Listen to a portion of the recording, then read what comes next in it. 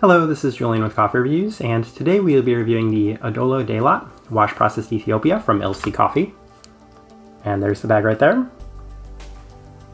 And Ilse, based out of Stamford, Connecticut. And before we go any further into this coffee, let's go ahead and get an important piece of information out of the way, as it is just past noon, local time, on December 4th, and we still have not received our advent calendar yet. So as soon as we do receive that advent calendar, we're going to be doing daily reviews of each and every one of those coffees. But in the meantime, it does give us an opportunity to review a coffee that we have been working on and probably weren't going to be releasing a review for until either after the advent calendar or after the beginning of the new year. So we're very much looking forward to discussing this coffee. Now, Ilse, as mentioned, based out of Stamford, Connecticut, their first time appearing on this channel.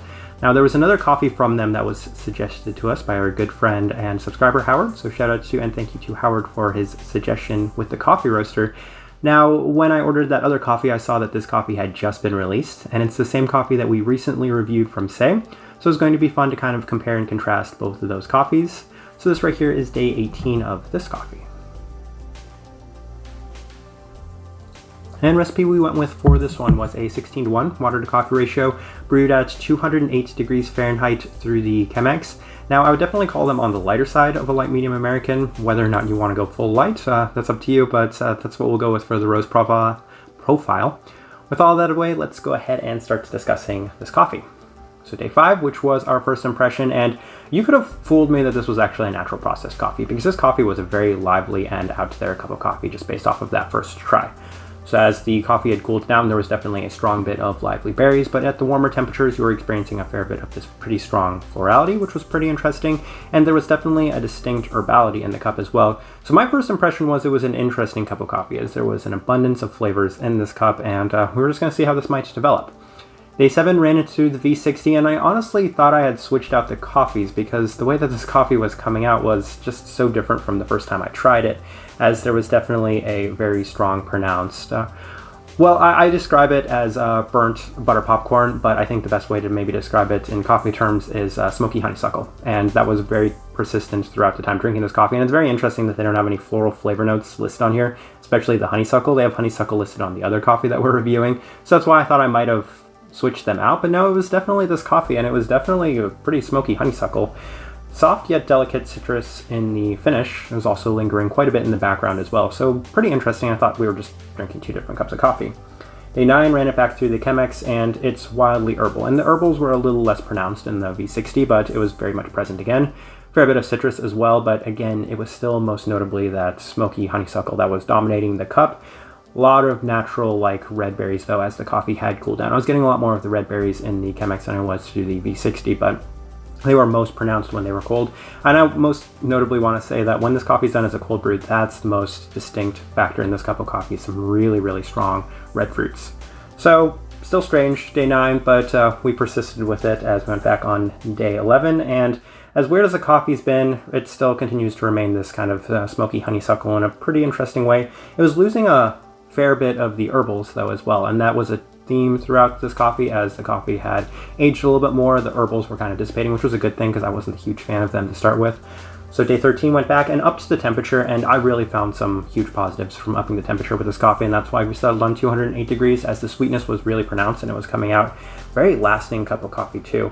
And again, the smoky honeysuckle was there present. I mean, it was by far the most present and pronounced thing throughout the time drinking this coffee. It was getting some pretty interesting candy sweetness as well. Would most closely align this with some sort of orange candy. But then again, when the coffee does cool down, a lot more of these red fruits are coming out in abundance. So very interesting. The coffee's definitely improving. And on day 15, it had been the best to that point as we continued persisting with the higher temperatures. Was really feeling that this was the best way to go with this coffee, as wild red fruit, very strong watermelon candy, especially as the coffee had cooled down a little bit above room temperature, but not necessarily just directly off of brew, very strong in that sense, and still that honey sweet cup of coffee, very, very pronounced and significantly better on this day. Day 17 final notes we have, we will say that this is a greatly structured cup of coffee. It has great shape to it in the sense that warmer temperatures, very strong florals, very strong honey most notably, and then as the coffee kind of does cool down, you're getting some slight bit more of those red fruits, but also a lot of this citric candy to it as well. Layered, structured, well balanced. I think it was a pretty interesting experience with this cup of coffee, very wild cup of coffee. All right, let's go ahead and put up the tasting wheel so you can see what we were getting. and 3 level 5s. So we must address those real quick because there are 2 more things on here that could have been bumped up to a level 5 from time to time. But the sweetness and the finish. And this is again relative to a wash process coffee, so this is probably one of the sweetest wash process coffees I've ever had, and it definitely has a very lasting finish. I can taste this coffee for a very long time, and it's still interesting to me that they don't have any floral notes listed on here, as I can't help but shake the feeling that this honeysuckle, it's so pronounced. Like, I can't underemphasize how pronounced this cup of coffee is in that sense, as it might be the most honeysuckle forward cup of coffee if the other cup of coffee that we're reviewing isn't more honeysuckle forward than this one. But then you look at the other things, the berry fruit and the citrus fruit. From times, especially when cooled down, the berry fruit could be justified at level 5, and the citrus fruit from time to time could also be justified at level 5. But given that neither were ever as pronounced as that florality, I think that they're both pretty good right there at that level 4. Cleanliness, level 4, it's still a pretty clean cup of coffee.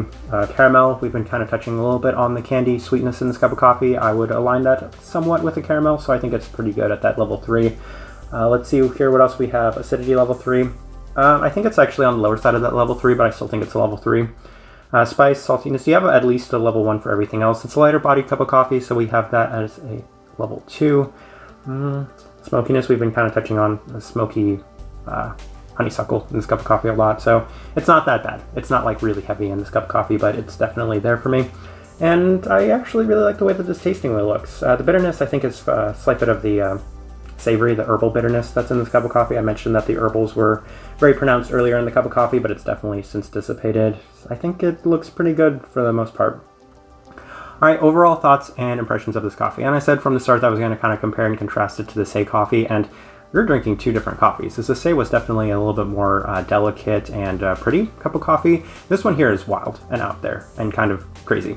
So I think based off of my other impression with their other coffee, I would say that Ilse is a very wild coffee roaster. I mean, both of these cups of coffee that I'm going to be reviewing from them are very much out there. I mean, look at this tasting wheel. The tasting wheel is just so strongly skewed in so many directions, and it's not what I was expecting at all from this coffee. And by the end, I had grown accustomed to it. I mean, I was really enjoying it. It's one of those things where at the start, you're thinking, is this coffee a little too out there? I mean, that was the same case with Lady Bermudas. I thought the Lady Bermudas was a little out there for me, but as I got adjusted to the coffee, I was beginning to really enjoy it. I think this one's good.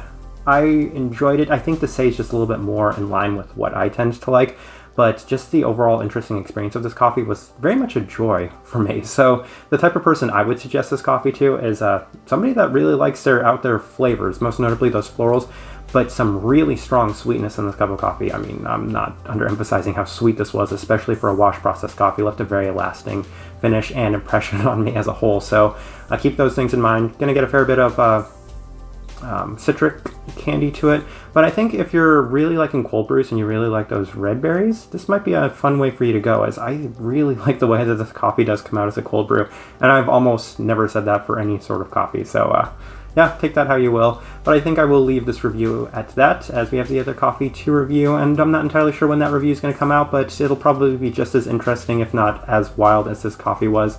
So if you're enjoying the content, give this video a like, subscribe if you're not already subscribed. And this right here has been a review of the Odola. Spacing the name. Alright, it's the Odola Daylot Wash Process Ethiopia from Ilse Coffee. Thank you for watching.